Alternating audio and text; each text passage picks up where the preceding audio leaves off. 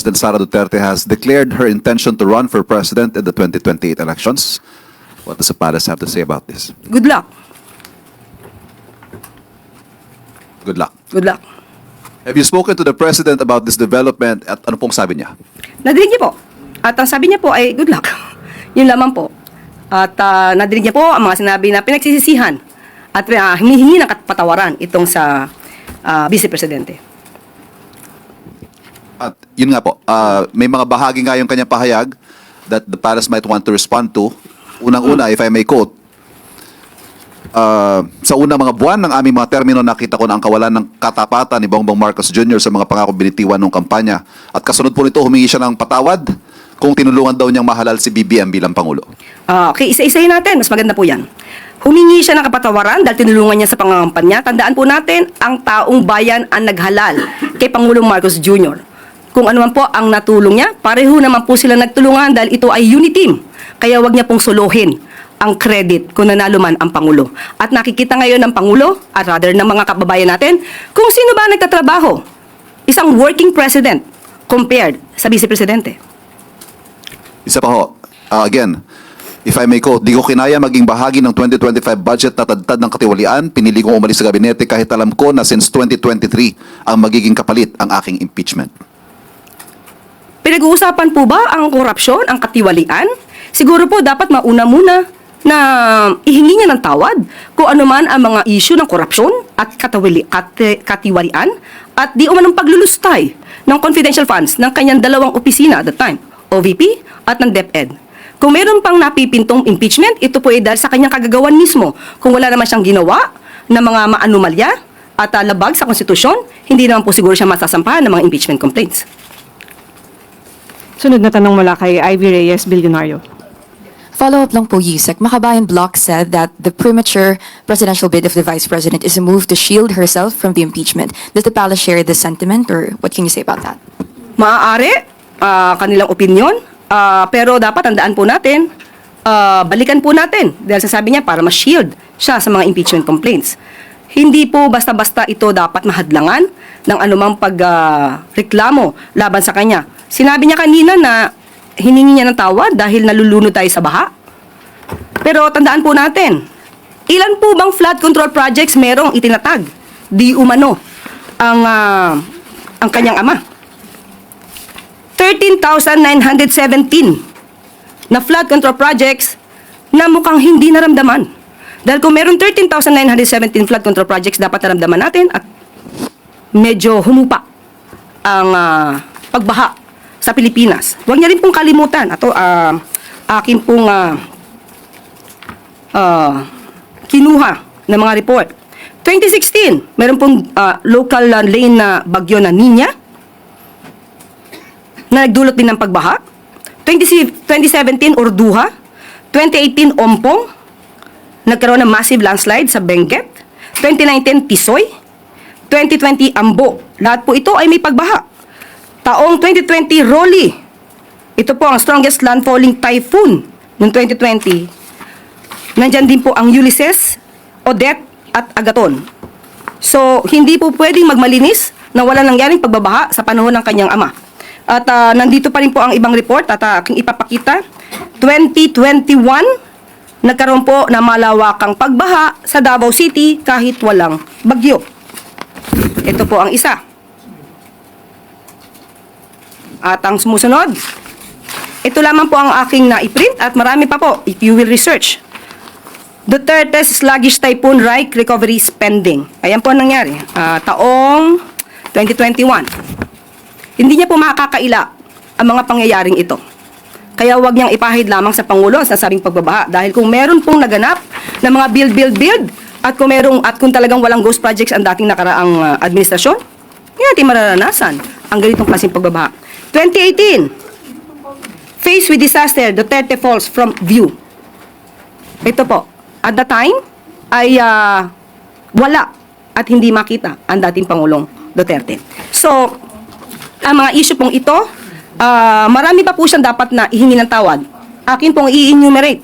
At mukhang nakalimutan niya itong ihingi ng tawad. Una po, mas dapat niyang inunang humingi ng tawad sa taumbayan lalong-lalo na sa mga biktima ng EJK. Dapat niya rin pong ihingi ng tawad at nakalimutan niya nang siya ay magsabing mayroon siyang kilalang assassin at handa siyang magpapatay. At ang assassin na to ay nag-agree or sumang-ayon sa kanyang plano. Dapat ihingi niya rin ng tawad ang mga fake news na ibinandera niya sa taong bayan. Ipaghingi rin niya po ng tawad ang mga pagbabakasyon, personal trip, at itong taon na 2025 ay gumastos ng 7 million, if I'm not mistaken, 2025, gumastos ng 7 million for the staff and the security for her personal trips. Dapat po rin niyang ihingi ng tawad nang tinanggap niya ang pagiging sekretary ng DepEd kahit inamin niya na wala siyang kaalam-alam sa pagiging sekretary ng DepEd. At pati ang matatag curriculum ay hindi niya na-review dahil inamin niyang wala siyang alam. Malaking kasalanan po yan sa taong bayan. At dapat din po niyang ihingi ng tawad ang puro paninira. Instead na siya ay magtrabaho at tumulong sa gobyerno. Matatandaan niyo siguro nung sinabi niyang siya ay may alam di umano na mapababa ang presyo ng bigas. Pero hindi niya gagawin dahil wala siyang balak tulungan ang Pangulo. Iyan po ay isang kasalanan sa bayan na dapat niyang ihingi ng tawad. Ihingi niya na rin po ng tawad yung mga fake na student vouchers na ngayon ay sabi ng DepEd ay umaabot na sa halagang 200 million pesos.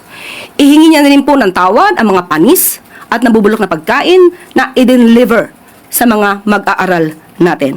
Pati po yung mga missing school materials na hindi na-deliver sa mga estudyante. Ilan lamang po yan sa dapat niyang ihingi ng tawad sa bayan. USEC Senator Risa recently said that the opposition isn't sure yet whether they would need to form an alliance with the president's camp to slay the vice president's candidacy in 2028. Is the administration open to the idea of forming an alliance with the opposition? Hindi po na pag-uusapan. Sa ngayon, hindi pa po yan na pag-uusapan. Meron nga po tayong kasabihan at itinabanggit ko na. Ang pagkakaiba ng politician at ng statesman. Ang politician, ang iniisip, ang susunod na eleksyon. Ang statesman, ang iniisip ang susunod na henerasyon. Sa ngayon po ay wala pa po na pag-uusapan at kung meron pong magiging update patungkol po dyan ay ibibigay po agad namin sa inyo. Sunod na tanong mula kay Marisol Halili, TV5. Yusek, magandang umaga. Just one question po. Nabanggit nga kasi kanina ni VP Sara na patawad kung natulungan niyang manalo si PBBM. Is the President also feel the same way? Does the President also feel the same way? Na Na ihingi niya ng sorry tawad. dahil naging kapartner niya, katandem niya si VP Sara during the campaign? Malamang hindi naman po alam ng Pangulo na ang kanya magiging presidente ay puro bakasyon. At mga vice-presidente na puro bakasyon.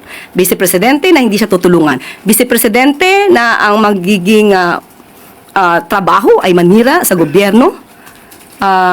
Hindi naman niya pagsisisihan kung ano nangyari. Ang gagawin lamang po ng Pangulo ay magtrabaho. Kung hindi siya tutulungan ng kanyang vice-presidente, wala naman po magagawa ang ating Pangulo, kundi magtrabaho na lamang para sa ating bayan. But ano po ang tingin ng Palace now na nagdeklara na ng kandidatura si VP Sara? Do you feel that she is a strong candidate? Mahirap tibagin? How does the administration feel about it? Wala po nararamdaman ng palasyo patungkol dyan. Depende na po sa tao kung paano nilang susuriin ang mga kandidato.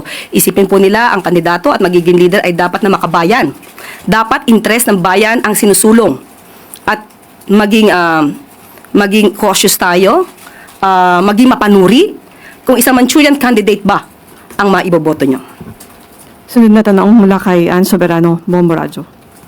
Yusek, reaction lang din ng Malacanang. Ang pag-anunsyo po ngayong ka-early ni BP Sara ng kanyang presidential bid para sa 2028 ay isa po daw strategic political move na layong i-shape yung public perception. Probably po humihingi siya ng suporta at maibaba yung impact sa impeachment complaints laban sa kanya. Reaction po. Kaya nga po sinabi natin isa siya na maituturing na politician. Politician na ang iniisip ay ang susunod na eleksyon. Ang iniisip ay yung pansarili na interes, hindi ang taong bayan. So yun lang po ang nakikita natin kung bakit kaya kailangan niyang magdeklara na siya ay tatakbo na sa pagkapangulo sa susunod na eleksyon.